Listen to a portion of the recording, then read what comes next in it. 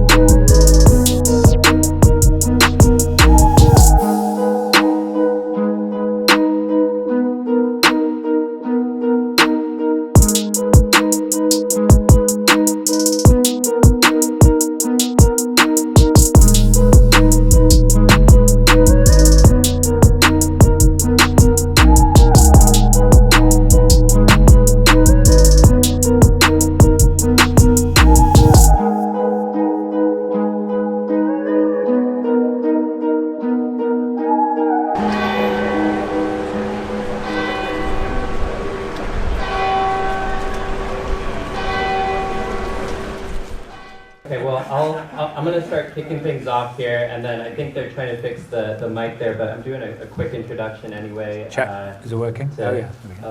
Nice. Thank you. All right. So just want to say thanks to the organizers of NFT London and NFT NYC and all of these great events that we've been to. Thanks to our panel, ecosystem guests from Hedera, and then the audience, everyone for attending. Really appreciate it. To kick things off, I'll give you a quick background on myself, a little bit about the Hedera network and the NFT ecosystem that exists on the Hedera network. So my name is Brady Gentile. I'm a director of marketing for Web3 ecosystems for Hedera. My background has been in distributed databases as well as security at two companies, DataStax, which is like an open source database software company, and then Cloudflare, which is a security company. Both of those combined around 4 years ago led me to working in blockchain, because if you combine the two of those, it's about as close as you could get to blockchain technology. My mission at Hedera is to foster and grow ecosystems on the network, whether that be the retail ecosystems that exist or the developer ecosystems, which we've got a few awesome developers here with us today to talk a little bit about that. If you're not familiar with Hedera, Hedera is a leaderless proof-of-stake network. We're open source, as well as a governing body of Web3 projects, enterprise organizations, and universities. The network itself reaches 10,000 transactions per second, 3 to 5 seconds to reach finality or settlement on those transactions, such as transferring an NFT or making a payment.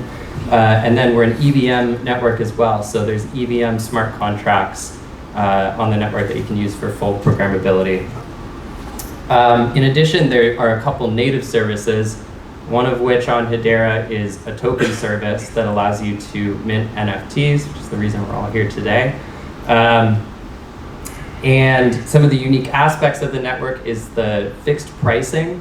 So all of the transaction fees on Hedera are based in US dollars, but paid in HBAR, and they're fixed fees. The network's incredibly scalable, and it allows for a fixed fee pricing model. So based on the price of the token or the activity on the network, that doesn't affect how much you're paying to perform certain transactions on the network, any transaction on the network. It's a carbon negative network. There was a report that was done by the UCL Center for Blockchain Research that compared various layer 1 networks, including the Visa network, and found that Hedera was the most sustainable, and that's inclusive of Ethereum too, and you can find that report on the website. And then in terms of the native service for NFTs that are minted using the native service, they map to ERC 721 standards, so they're incredibly interoperable, not just within the Hedera ecosystem and its applications, but also if you were to migrate those NFTs, which have been, to other EVM-based networks like Ethereum or Polygon. With that native service, they have an included royalty fee as part of it. So a big controversy or discussion topic as of late has been around marketplaces in NFT ecosystems across various networks being sort of the control factor or defining factor for royalties. And as of late, I think it was OpenSea or Rarible saying that they wouldn't require artists to include royalty fees as part of the minting process. On Hedera, it's not at the marketplace level in terms of royalties. It's all based on the protocol level and at the token level. So we created this to support creators, and we're one of I think the only network that really has that built in and is honored by all of the marketplaces within the ecosystem. And that's inclusive of even wallet transactions. So if you transfer an NFT in a wallet, you still have to have a royalty fee that's paid as part of it. A little bit about the NFT ecosystem, and then we'll get to our awesome panel here. So there is thousands of NFT projects that are on Hedera today. It's growing at an exponential rate.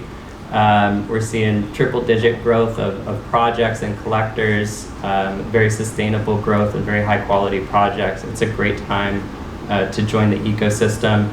And then in terms of volume for the NFT ecosystem, typically the marketplaces on Hedera are found in the top 10 in terms of volume for 24-hour, 7-day, and 30-day on DApp Radar. So highly recommend everyone to go check out all the different applications and the ecosystem itself. So jumping into our panel, who are all ecosystem creators on the Hedera network, why don't you guys go ahead and introduce yourselves, kind of why you chose to build on the Hedera network, and a little bit about your projects. My name is Mathew Smithies. I'm the Chief Technical Officer for Dovu. And what we do is carbon credits. But what's different about like our tokenized carbon credits is we have invested significant resources in making sure that every single tokenized carbon credit is purely auditable and transparent. So we can work with a farm, what farm it was in the well, when it was reviewed, when it was verified by a verifier, what measurements went into it in order to measure the carbon within the soils. And we basically keep track of that over time, so we can continually add additionality and everything is traceable. All these tokens are available on our marketplace to purchase, and Hedera is really the only solution that we were able to kind of develop that on. Furthermore, we utilize the Guardian. It's a new piece of technology that the Guardian has kind of driven, but it links all of these auditabilities with decentralized identity, which means that every single agent in the network can assert their responsibility, which sounds like nonsense, but it's kind of cool. The reason Hedera excites me from a kind of developer point of view is that Solidity developers are far and few between and expensive. I want to be able to create tokens the most easiest way possible through SDKs or REST API. I want the possibility of doing no-code NFTs. I want to click a button and for an NFT there. One of the other projects I do is with Inky's Art Club. And I want an artist to basically create a career for their entire life by just distributing NFTs, by just going through an admin panel with no technical work. And that's what kind of makes me passionate on the technical side. Okay. Cool. So hi everyone, I'm Jacob D'Rozario. I'm the co-founder of Hashpack, which is a wallet on Hedera. We're the leading wallet on Hedera. So familiar with MetaMask or Phantom and other chains, we're essentially the leading wallet on Hedera. And I got started on Hedera. I met all of my co-founders on Discord. So we formed the company, we built the proof of concept, all internationally, all autonomously. We've not met each other in person, and we created what is now the leading wallet on Hedera, which has over 50,000 active monthly users.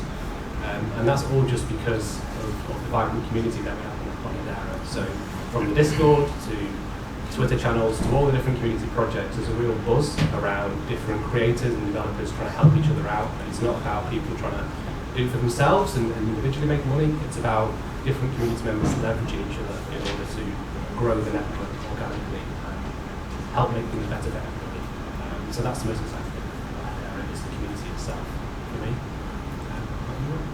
Hi everybody, I'm Max Walker&Williams and I am the owner and co-founder of Utopian Lab.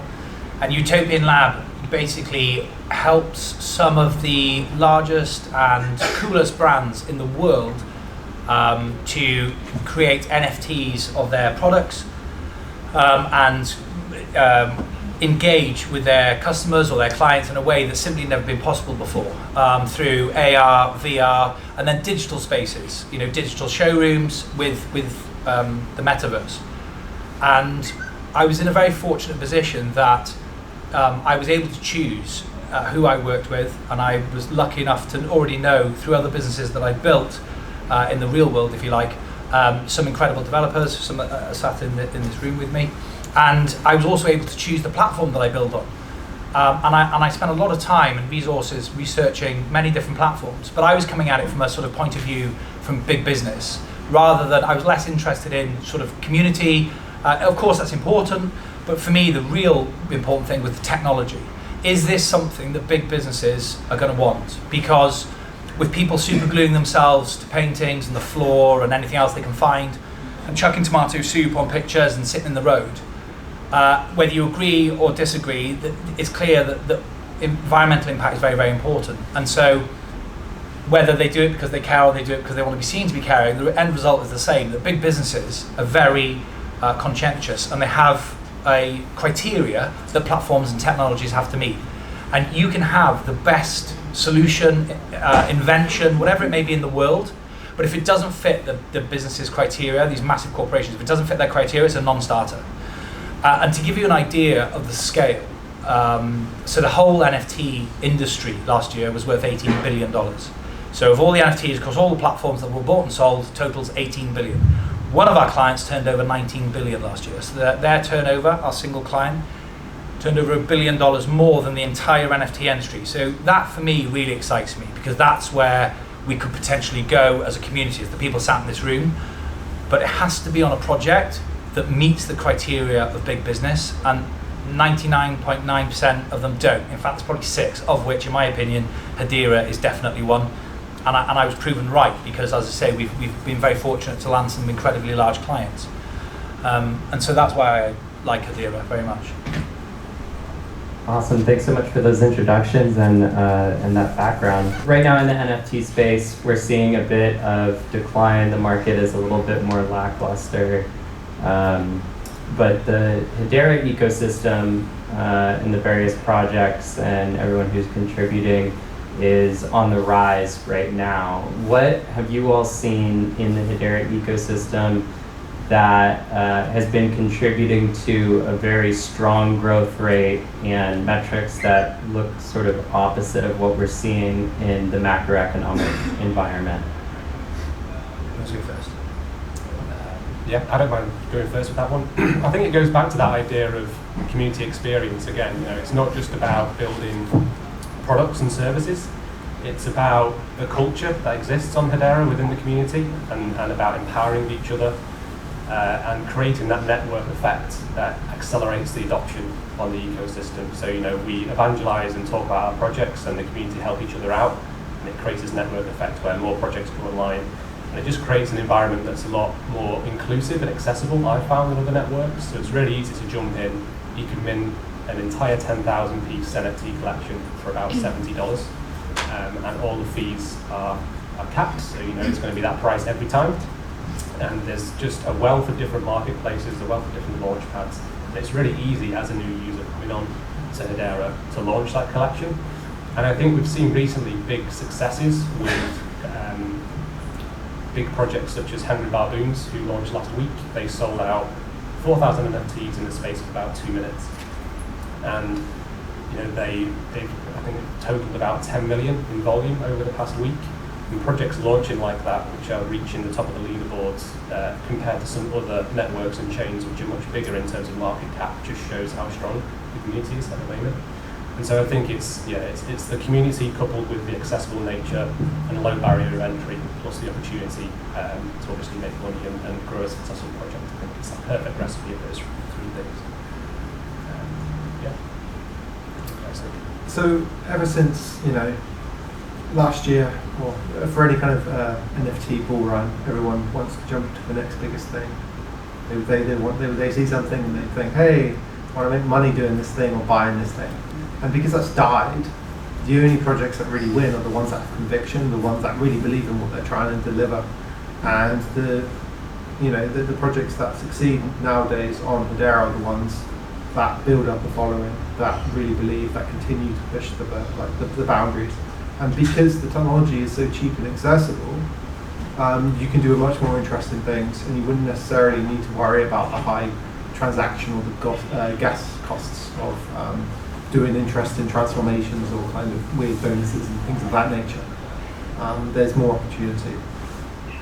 I think it's absolutely true. Well, it's not. I think it's a fact that the Hedera NFT space is up like 300%, week on week, and it's fantastic. And I think the numbers are coming from two different places. One is the existing people in the NFT ecosystem, so it's a zero-sum game. There's a project on Ethereum, they've got upset at the gas fees or too many rug pulls or whatever it may be, or on Solana or whatever it may be, and they come over to Hedera. It's a zero-sum game. They're on Hedera because they're not somewhere else. And the other part is new people coming into the ecosystem in general, just coming into the industry. People in this room are learning about Hedera Hashgraph for the first time, and you can't unlearn it. And if you understand the very basics, even just the very basics of the technology and the advantages of it, you don't leave. So we have a net balance of people joining on the zero-sum game side, which is a relatively small pool of people. And then there's a much larger pool, which is just the general public coming into the space in general, and then discovering Hedera and not leaving. And so I think that time is on Hedera's side, and that's a really, really important ally to have. Because if time is on your side, all you've got to do is survive between now and then, and you win.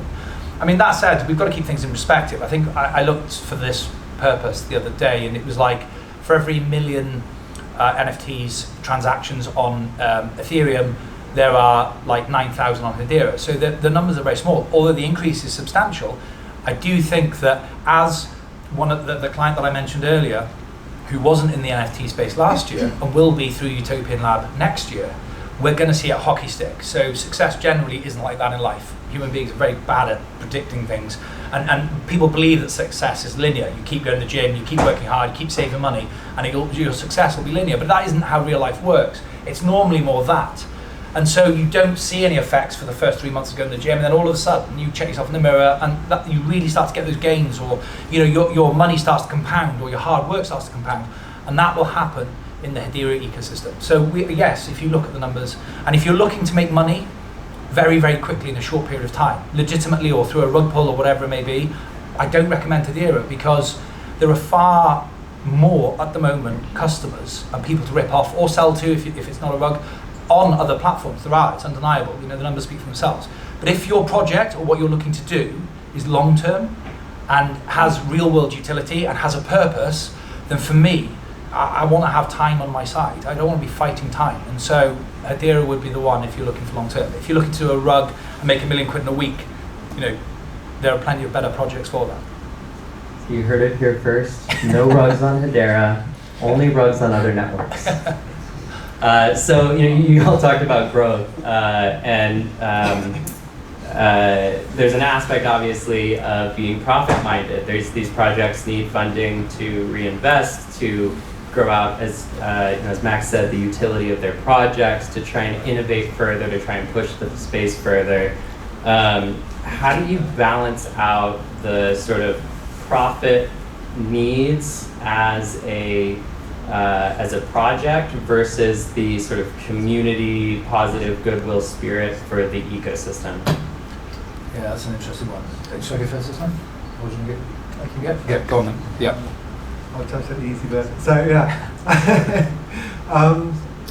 you want to predict pricing throughout time. So I was stealing Max's words the other day now. Apologies. That's okay. But yeah, if you have low fees, you want to be as a business wants to be able to predict pricing over time. And if there's like a bull run or something where inside of the network there's huge congestion, and you are unable to deliver your service to the market, then that's like a non-starter. I think with what's really important from a business point of view is predictability, and so being able to plan. And I'll give you a really visceral example. I have some very close friends of mine that I've known for years, long before NFTs were a thing. And these guys worked incredibly hard, and they've signed up so many different sports talents in a particular industry, and they did it on Solana. And they did it because they know about Hedera, and at the time Hedera wasn't where it is today, and it wasn't absolutely clear that where Hedera was going to be, and that's becoming more and more clear. And so there was far more risk for them to go on Hedera at the time than there was on Solana, so they chose Solana.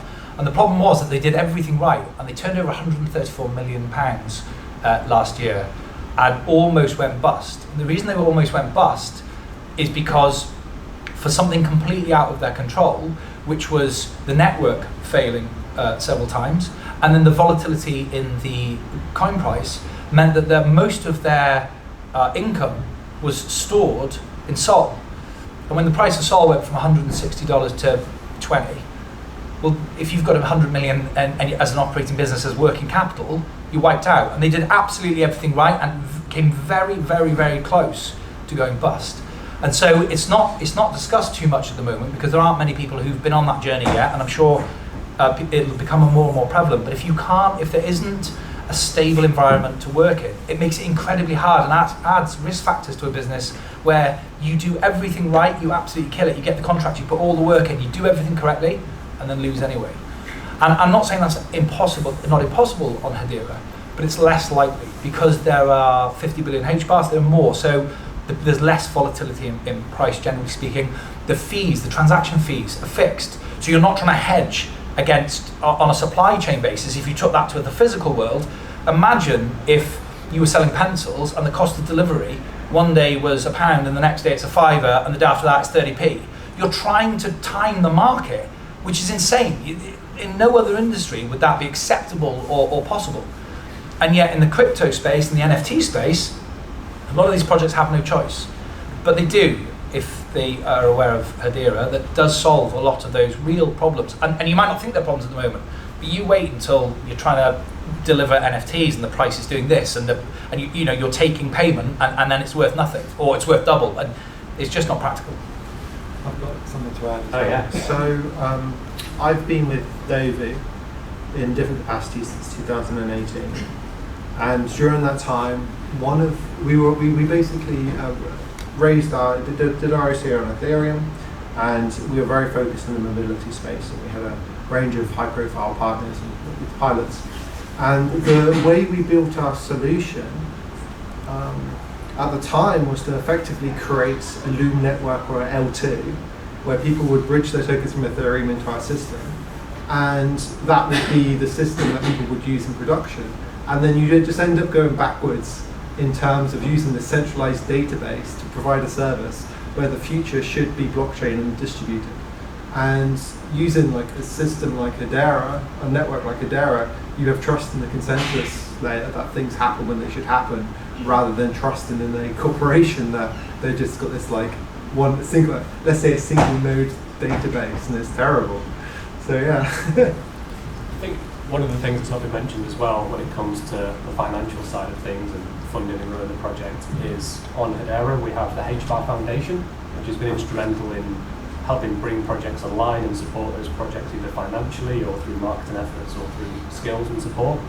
And I think the foundation has been great, especially for us at Hashpack, in helping enable us grow and scale things. I think without them, we wouldn't be where we are today. And I think it's one of the key benefits, I guess, to building on the community. If you've got a project that's there for the long term, and you can prove that idea is viable and it's in for the long term, the foundation will be there to support and help you grow. It's not just money either as well, is it? It's technical support and that sort of thing. Yeah. It's worth mentioning that the HBAR Foundation has I believe I'm correct in saying that it has the largest monetary pool to grant people who are considering building on the network. I think at the time of announcement it was $1 billion. 10 billion? Was it 10 billion? $10 billion? No, I think it was 500. Yeah, $5 billion. It's an auction. Sold. So yes, so they had a five. I mean, obviously the market's crashed and now it's worth about 15 quid. But at the time, it was. We've got to share it out.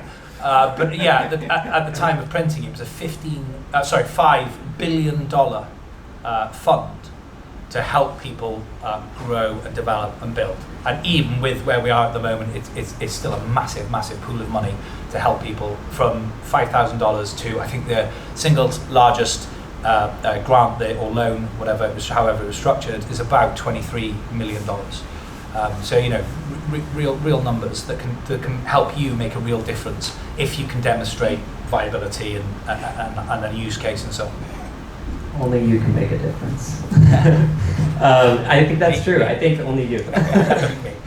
So a big part of that too that's interesting in regards to that fund is, we mentioned that Hedera is not the same network today as it was maybe a year ago or even 6 months ago.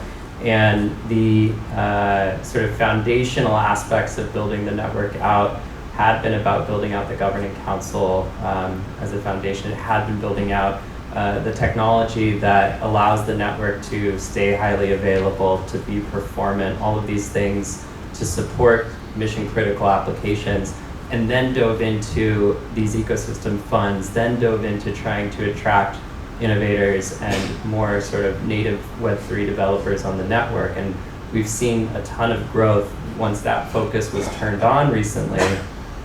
And what's interesting is I think a lot of the ecosystem funds on some other networks had launched very early on.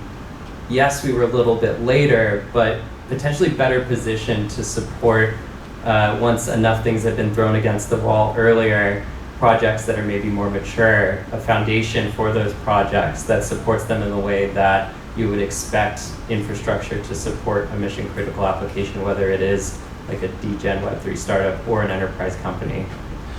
There's a downside to that though, which is a frustration for me personally, which is that the NFT space is a lot of bright colors and loud noises. And one of the things that Hedera hasn't been great at is advertising and sort of shouting, look at me. And they take everything they do through the culture of Lehman and Mance, the guys who founded the project. They build something, and then they stress test it, and they stress test it again, then they put it all through all sort of tests, and then they launch it. And it works. When it launches, it works fantastically. But they're not. There are some projects that they could have launched a lot earlier, and a lot of projects have launched different things. A lot of platforms, have launched a lot of different things a lot quicker, and then they failed later. But in doing so, they got a lot of the customers because they said, okay, we're doing this, and it wasn't possible on Hedera because they were still stress testing. So a lot of these platforms I found are building it on the way down, and that obviously, if you tie your business to that, then it stops working, the network crashes or whatever it may be, then that happens live for you too. So, and the reason it's a frustration is because even Brady here, who I respect very much at the very beginning, he said, we've got fixed fees, but it doesn't say what they are. And if he did, it would, you just think, bloody hell, I think, is it 3 noughts, 1 cent? Is that right? Yeah, 3 noughts, 1? Yeah, so transaction fee is...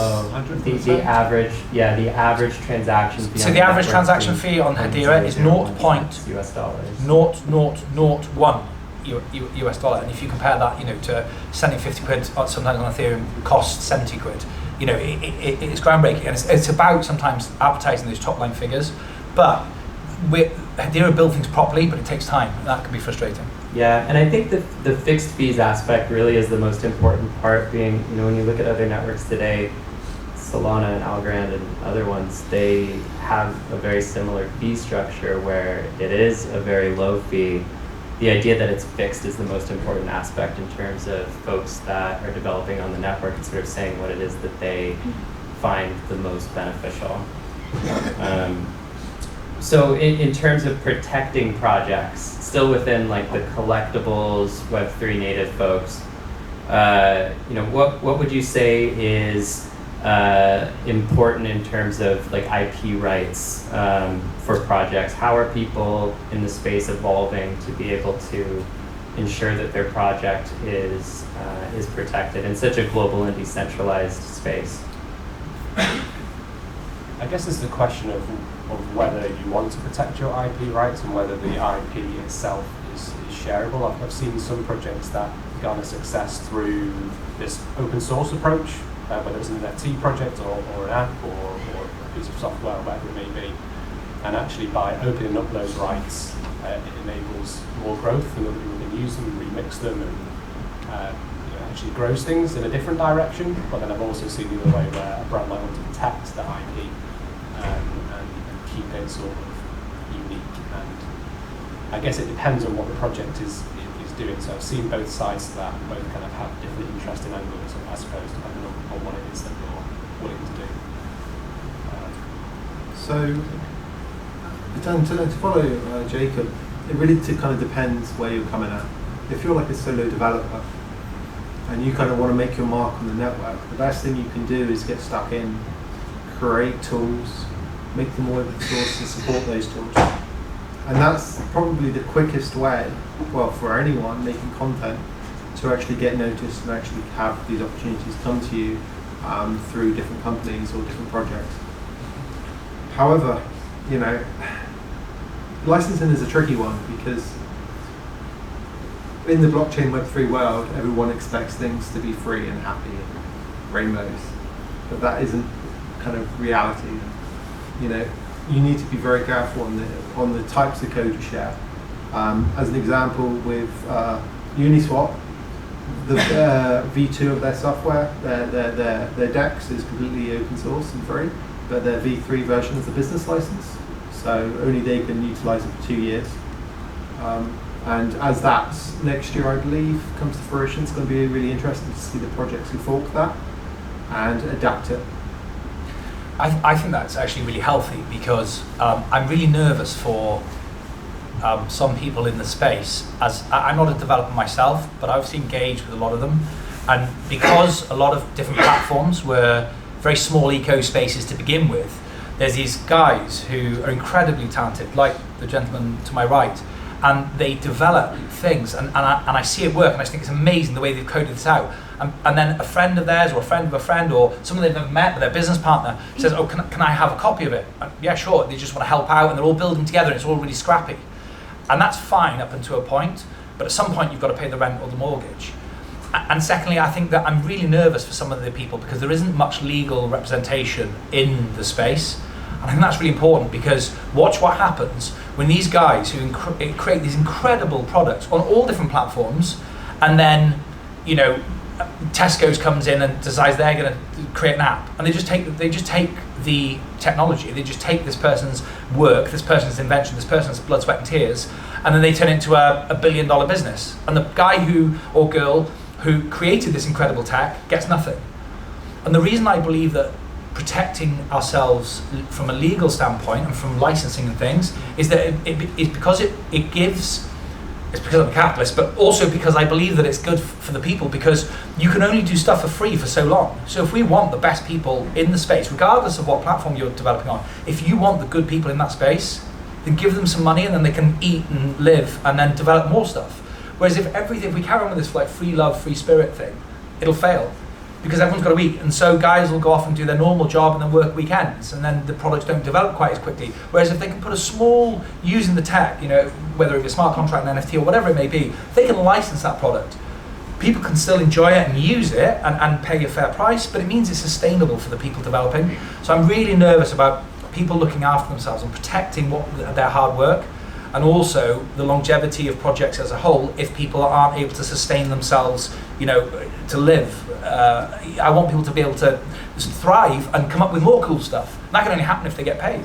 Well, that's an interesting point. So, like in terms of licensing these projects that come up, where rather than having them get ripped off, is there, are you guys seeing on-chain licensing, anything like that's in the space that is evolving? I haven't, and that's why I'm concerned, because I'm yet to see a license or a subscription basis where you say, look, you pay X amount, nothing, £10 a month, and then you get access to all these different products that you can take off the shelf, you can alter them, change them however you want, and then create your own thing. I'm not seeing it, and I think we really, really need that. There's a massive gap in the market. But I'm not at the coalface, so I guess, that's potentially where NFTs come in, and in particular kind of access NFTs, like you can join a club, you can join a DAO, you can get access to one of these NFTs, and then at that point you can sign your little message in your wallet and hit press that you can get access with enough kind of security. And I'm pretty sure that's what Brady was alluding to right there. You said you like read my mind. So token gated. Yeah, effectively, yeah. What's that? We're token gated, so you're in an NFT, you get access to like a community or tools or something. Right, okay. So utility from an NFT that facilitates you to develop stuff. So if you, I suppose if the value is in the stuff that the NFT unlocks, and that's the IP protected element, then the NFT itself then becomes kind of a pass to unlock that license. But if if you're concerned about the actual visual parameter or the identity of the NFT itself as being the licensed thing, then I guess that's a tricky area.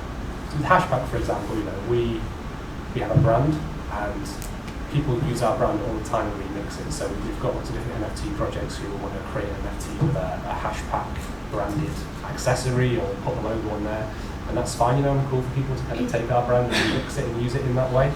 But if somebody was to create another wallet and use our brand identity, then that's obviously a breach of IP. And so I think there's a kind of a line that gets crossed where it turns from being more of a collaboration or a homage to something, and then it just becomes like a breach of identity, I guess. So it's a tricky balance to strike.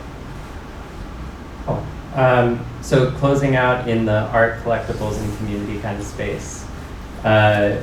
Final question being around regulation. When do we see the biggest rate of change for regulation taking place? Is that soon? Is there something that's coming down the line? What's your guys' take on that front? Oh my, yeah. So it's coming strong. I mean, there are marketplaces out there who sell NFTs that you can get access to, and then they can offer revenue shares of those things. And now that might sound wonderful for us degenerates, but unfortunately that ends up being a security, because the marketplace gets their fees, they get their revenue from selling other things, and you're basically benefiting off of someone else's work, and it's effectively an investment contract. And so that's really a line you don't want to cross, because you want your NFT to be a collectible or access to something without it's expecting value from a third party. What do you think, Jacob? Yeah, it's an interesting topic. I've not got too much expertise, I guess, in this topic, but so regulation is definitely coming. What it looks like is really, really important, obviously, and who's in charge and who makes the decisions, because we have to be very careful that we don't end up in the world that we already have if that's something we don't want, because we're just going to have a more efficient version of the world we currently have. And I think everyone, including the powers that be, would agree that it's not a perfect system. And so, but I do believe, I'm not one of the wonderful people that I met at the Bitcoin conference a couple of weeks ago. I didn't occupy Wall Street, so I do believe that regulation is a good thing. And actually most people do once they've been a victim of a crime. So everyone believes in anonymous transactions and decentralization until they have their life savings hacked, and then there's no one to call. No one's coming to help. So everybody believes in it until they become a victim or see the bad side or the consequences of that. They invest in something and then they find out they're not insured or protected because it's not regulated. And so I do think that a level of regulation is very, very important to protect the good guys and try and sort of at least slow down the bad guys. And I also believe with regulation, one of the good things with regulation is that it brings institutions. Love them or hate them, large institutions bring with them a lot of money, a lot of customers, a lot of brain power, talent, a lot of resource is I'm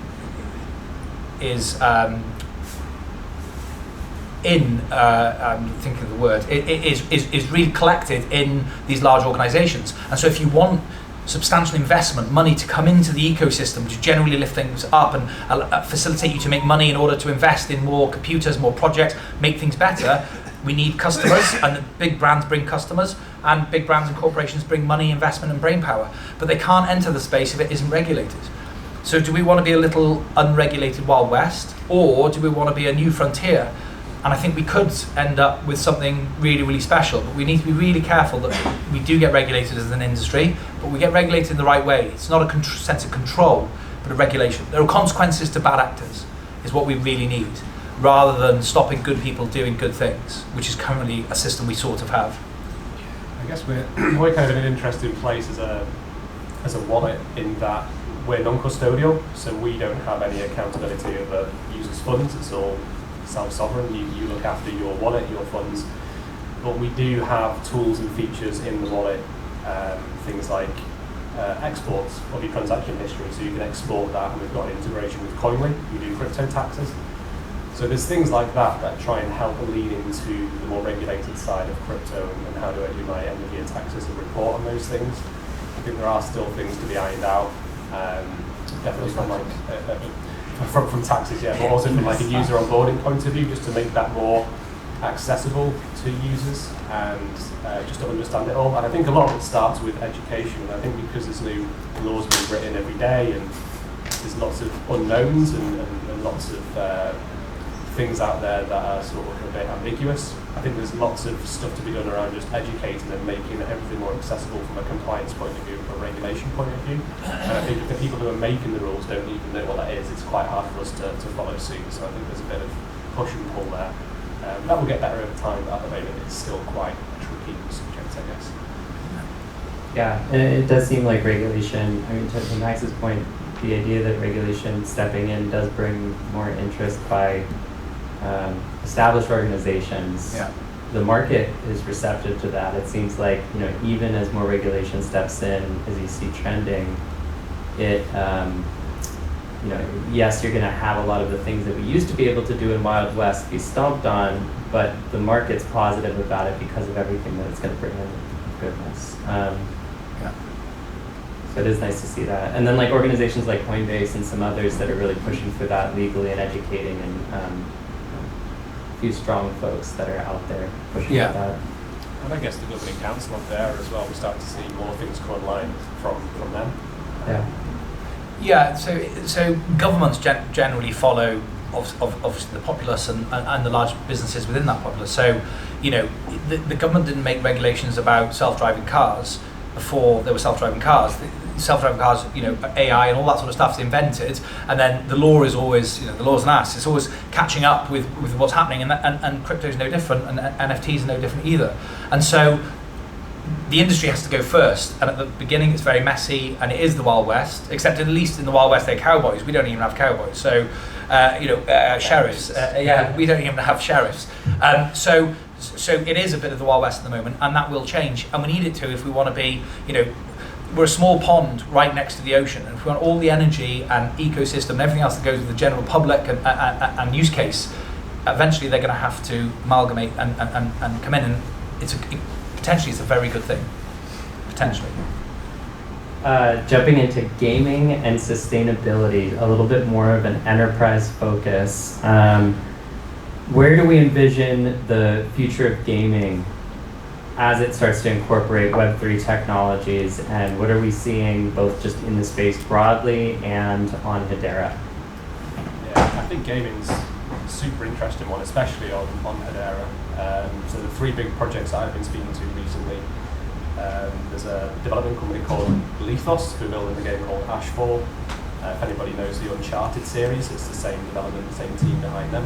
So they're building out a game. There's one called Earthlings, which is a big metaverse, like a steampunk-esque metaverse, which is super cool. And then there's one called Babelverse, which is like a space kind of, reminds me a bit of EVE Online, anybody's familiar with that? They're three really cool projects we're building at the moment. But I guess in terms of where it's going and what I think the future is with that, I think, again, it goes back to that accessible nature and that inclusive nature, and that you don't need to be involved in crypto or NFTs to play these games. I think if you can onboard to the game and play it, and slowly over time get introduced to these different concepts of Web3, that's the way that these things get adopted. So you look at something like, I think it's Decentraland or Sandbox or something like that, they have about 1,000 monthly active users, which is tiny. These companies are worth hundreds of millions, and there's so much investment poured into them. But when you look at the people actually playing the game, it's minuscule compared to some of these big MMOs that are out there. And I think it's about trying to make them as accessible as possible, both for Web3 native users and people who aren't Web3 native users, and then introducing the concepts of how to create a wallet or how to redeem an NFT or how to spend a token, introducing those concepts in the game itself, because games are a really good way to learn and to onboard people and teach people things, rather than having prerequisite to the game. You know, you have to spend £1,000 playing this NFT before you can even install and access the game. I think that's the wrong way to approach things. I think we need to make the games inclusive and then slowly onboard people to Web3 through playing them and through the experiences within the games themselves. Right, okay. I don't do games. So from my point of view, the future in games obviously, I think in terms of revenue now, gaming has overtaken the film industry, so it's massive. And the competitions and the awards and the events and all the stuff that's going on, it is going more and more that way. So immersive gaming is becoming more and more important, in general, than even the film industry, which obviously is massive. And so, specifically on Hedera, I'm very excited to see what happens. I'm not massive into gaming, but I do know a couple of things. And the first thing I know is that Hedera Hashgraph has a governing council body that's made up of some of the largest companies in the world, one of which is Ubisoft. And Ubisoft is the largest gaming software manufacturer, if you like, in the world. They have 10,000 in-house, full-time software engineers, which blows my mind because it's more than the number of people in this building and that on their staff just working on games, developing games, and they're a governing council member of Hedera Hashgraph. So if that isn't an indication of what's going to be happening on Hedera Hashgraph, I don't know what that is.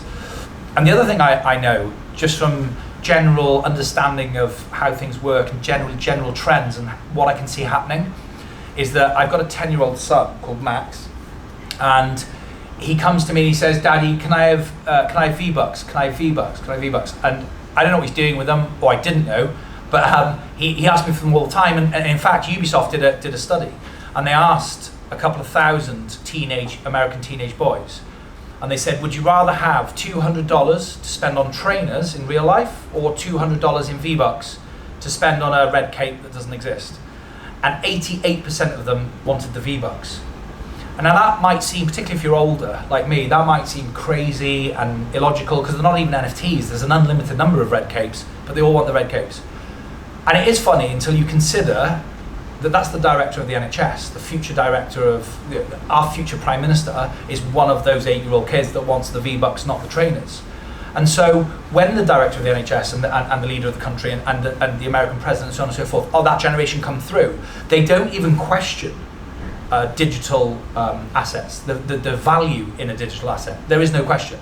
And actually when you consider it, if you consider where we are at the moment, which is my son Max wants to go into the game, he meets up with 6 of his mates, they're all got an avatar, and he wants this gun covered in diamonds because their collective hero has got that gun.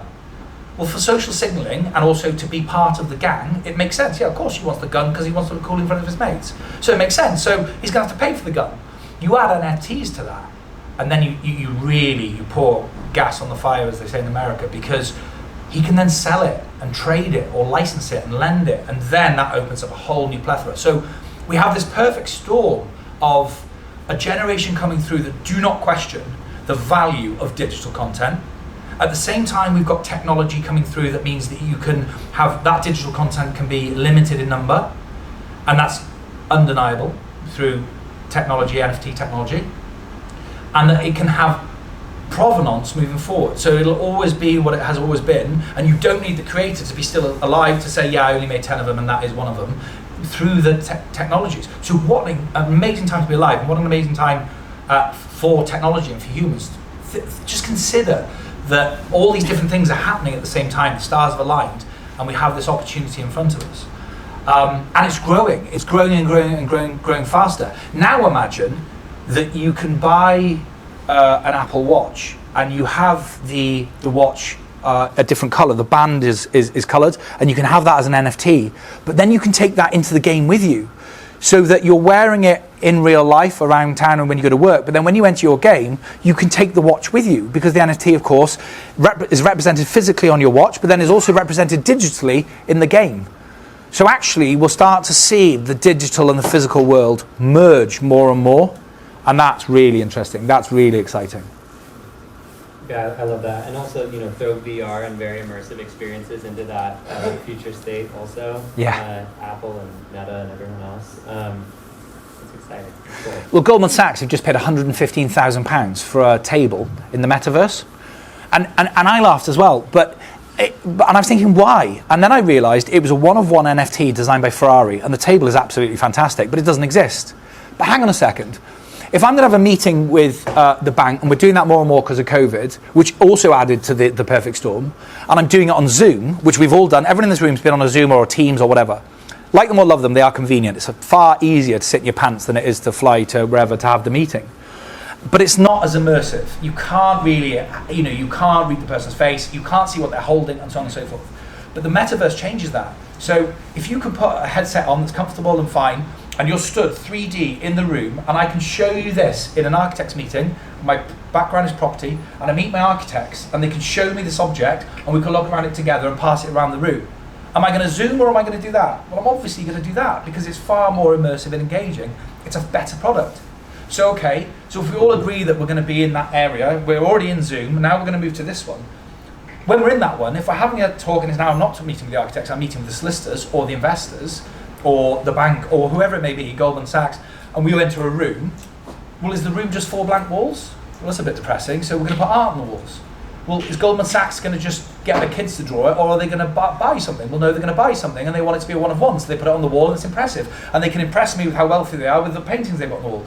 Okay, are we going to sit down or all stand up? Well, we're all sat down in real life, but it's weird to stand up and have a meeting when you're looking at people, so we'll be sat down. Okay, so we need chairs. But someone's got to design those chairs. So are we going to have these kind of chairs, or are we going to have chairs that are made by somebody so we can social signal and we can impress the clients that we're bringing to the meeting? Okay, we're all sat on chairs, and that's weird because we're all just sat opposite each other on chairs. We've got to have something in the middle. Even though we don't need a table, we need a table.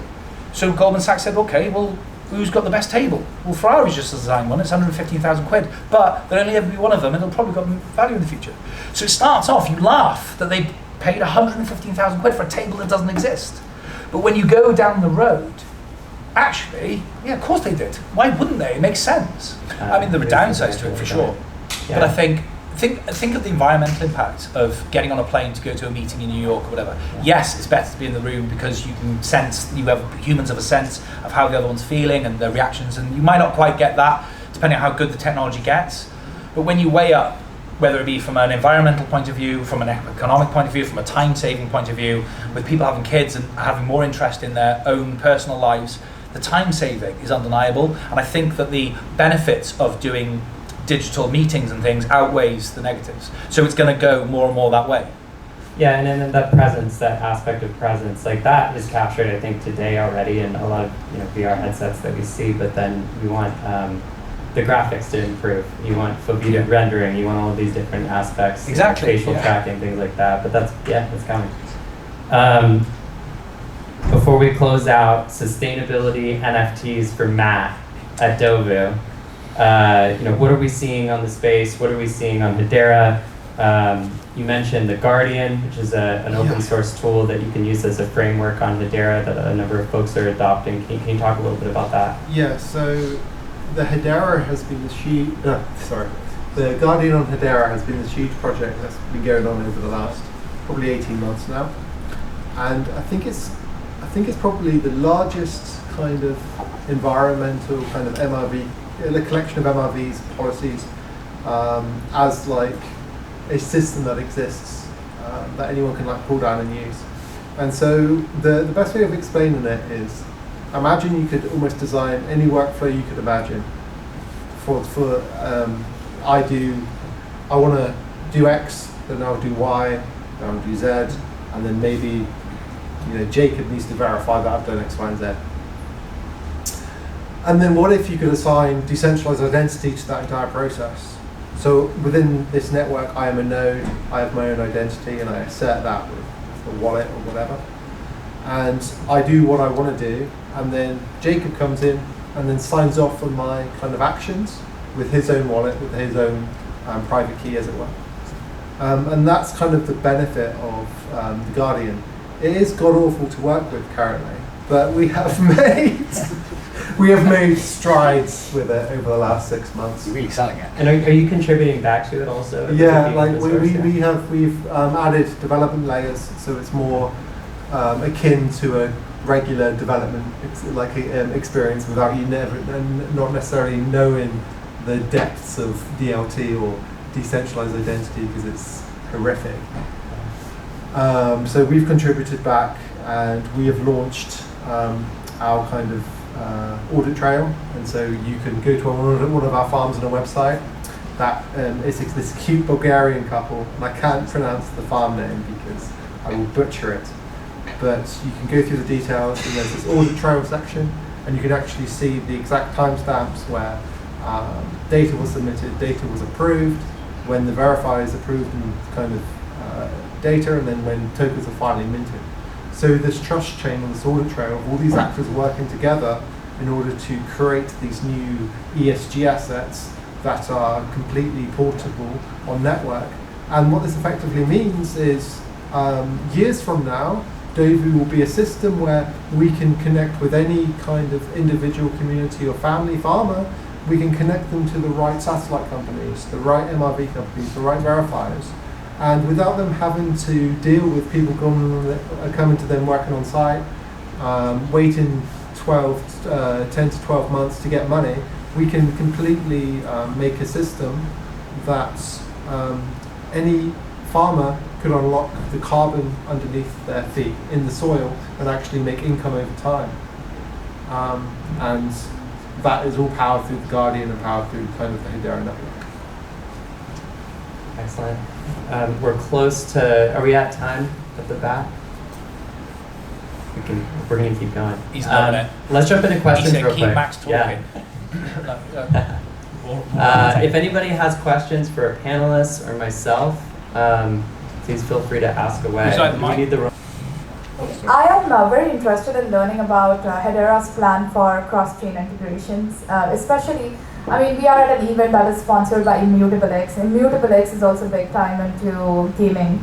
We have some of the biggest card games come up on, like originally CryptoKitties, NBA Top Shot, all of that came on Flow.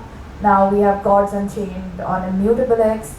And you did mention that we have Ubisoft coming over to Hedera, but at the same time, I'm really interested in looking forward to the multiple chains working together on creating these marketplaces that extend beyond the communities that we have.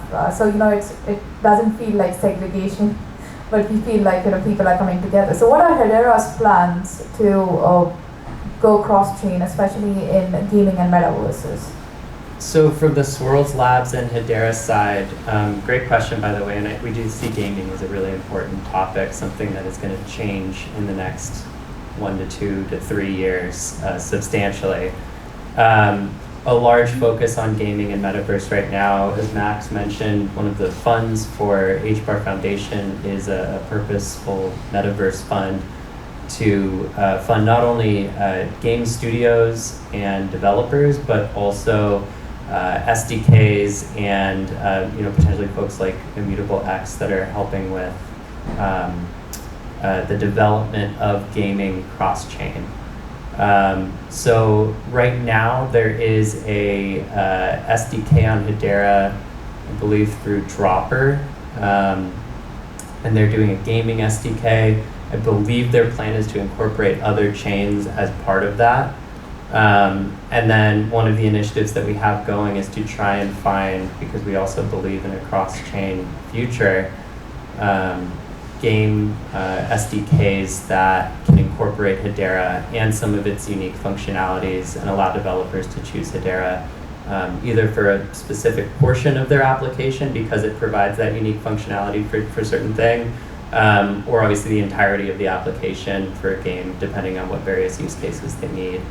Do you guys have other thoughts on that as well? I would also add that our kind of the core bridge that Hedera utilizes to bridge assets across is called Hashpack, and it is an exceptional bit of software because it allows them to plug in any EVM network and connect it to Hedera and port assets across. And in addition to that, they have a highly documented API so that you could have your metaverse or your gaming asset, bridge them to any EVM that you so wish, and then transfer them to between any marketplaces. And it's integrated to Hashpack as well. Oh yeah, that as well. Very handily. That is something that we're seeing too, is folks wanting to, on the back end, because a future state of these applications is a very solid front end experience, and then using blockchain and these other technologies on the back end as just infrastructure, which is what it is. Using Hedera because of all of the various benefits that we've talked about through the presentation, to do maybe the initial mint of an NFT, for example, in a marketplace, and then on the back end including Hashport to say if the end user wants to go to another chain or send it to another chain, all of that happening automatically. So we could see that as a future state as well. I think there's a question in the back. Can you guys hear me or should I? Yeah, I can hear you. I can just repeat the question. Oh, okay. Thank you. Hey guys, it's great to meet you. I actually work at Luxo, but prior to this, I worked at Chainalysis, so the conversation of building trust in the blockchain is kind of close to my heart and really how I got into this industry. And something that I wanted to ask you guys was, when it comes to custodial or even non-custodial wallets or services, do you think there's some sort of feature or some sort of kind of implementation that should be made, so instead of using a service like Chainalysis, we can actually try to mitigate some risk ourselves from illicit activity, whether it's like zero knowledge or account abstraction? What do you think we're not doing to mitigate risk, and is there anything that should be happening? Thank you. So, do you want me to go first? What do you think? Yeah. So from my point of view, I think the whole wallet thing is a bit archaic, and the C keys do my head in because I always forget them or lose them. And so I have heard rumours of somebody I know incredibly well that is working towards a wallet, a crypto-based wallet that doesn't require the C keys. And something he and I were chatting, and something I'd really like to see is a nice balance between people taking ownership of their own custodian, of their own money and their own thing, but also for the more vulnerable people in society. So a lot of the people that are currently in the cryptographic community are sort of leading edge, younger or older, but sort of forward-thinking people. But how, if we're going to scale and we really want to if we truly believe what we're doing is good, and then we truly believe we want to help as many people as possible, well, that includes my gran. And she's never going to understand the C keys. She can't remember. She's trying to change the channel with the glasses case. It's just not going to happen. And so we do need to find ways that is a perfect balance between people being responsible for their own crypto and their own NFTs and that sort of thing, but also protecting some people from themselves in a sense.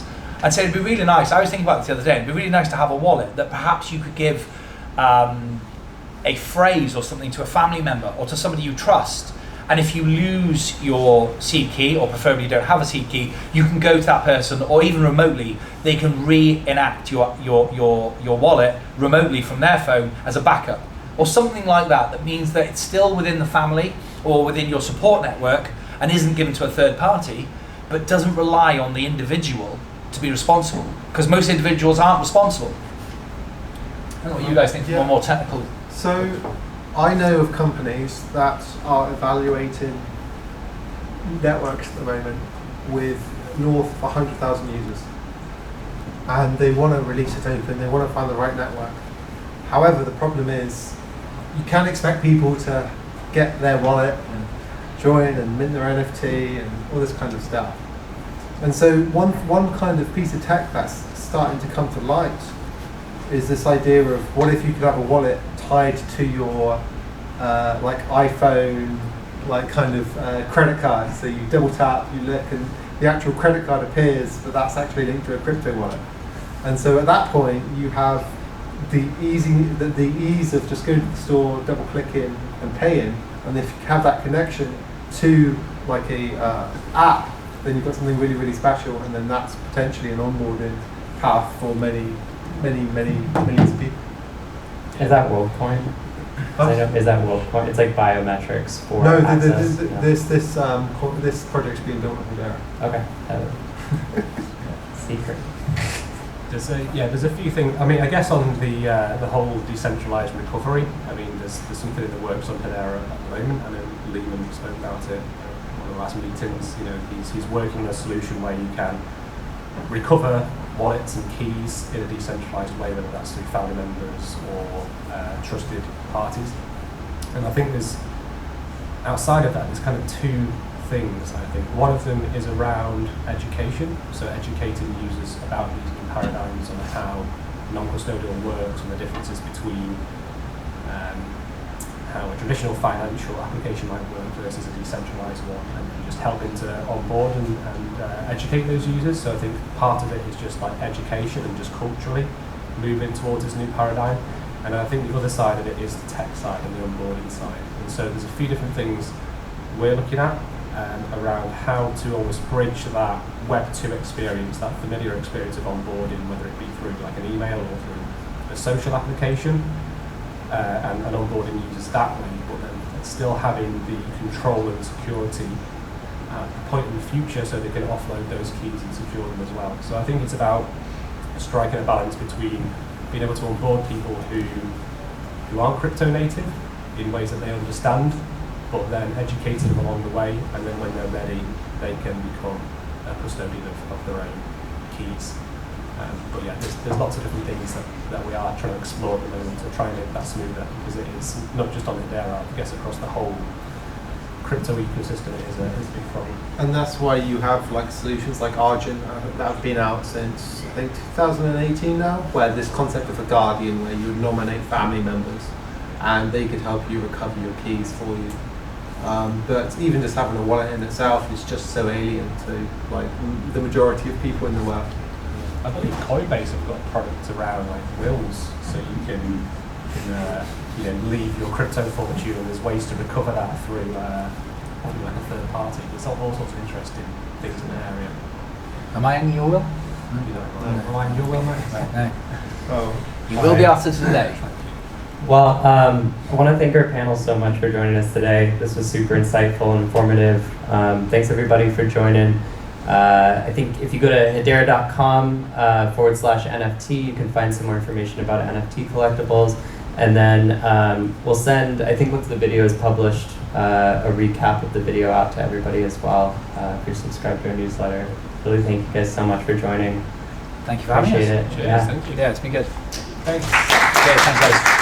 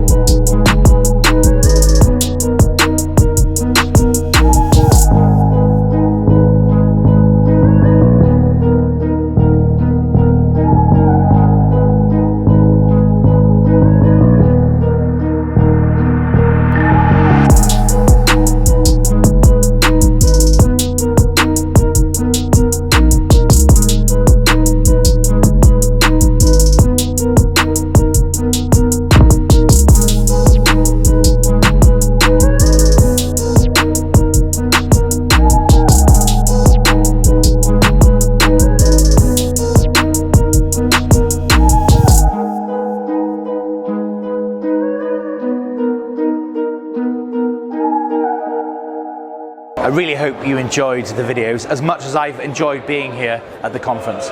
It's been fantastic, and one of the things I really love about it is how diverse the people are. Where else is a man dressed as a banana and a lady dressed as a pixel and a man from a VC firm in a business suit going to meet? This is such an incredible space. It's been fantastic, and I highly recommend that if it's on next year, you come along. I'll see you soon.